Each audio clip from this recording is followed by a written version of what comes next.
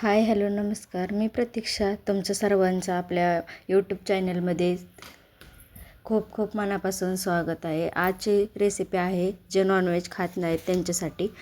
तर ही मटणापेक्षाही अतिशय सुंदर अशी रेसिपी लागते. तुम्ही एकदा नक्की करून बघा. तर कढईमध्ये कांदा टाकायचा उभा चिरून पातळ. कांदा चांगला तेलात भाजून घ्यायचा. त्यानंतर खोबरं, अद्रक, लसूण, त्यानंतर कोथिंबीर टाकायची. कोथिंबीर टाकल्यानंतर चांगलं भाजून घ्यायचं. कोथिंबीर बारीक ही होस्तोपर्यंत.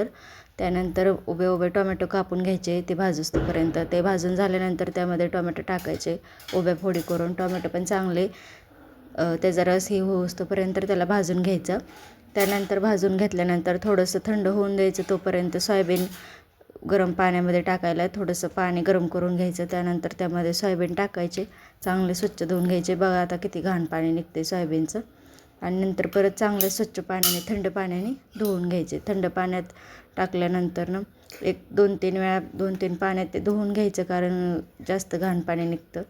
त्यानंतर मसाला बारीक करून घ्यायचा. नंतर त्याच कढईमध्ये आपण मी कांदा लसूण मसाला टाकला आहे, तेल टाकलं आहे, कांदा लसूण मसाला टाकला, मिरची पावडर टाकली, हळद टाकली आणि वाटलेलं वाटण टाकलं, मीठ टाकले.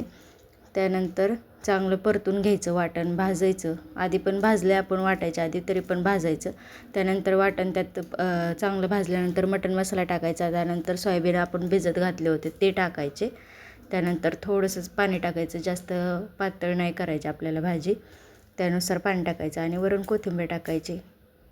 झाली आपली रेसिपी तयार. एकदा नक्की करून बघा. व्हिडिओ आवडल्यास लाईक, शेअर आणि सबस्क्राईब करा. धन्यवाद.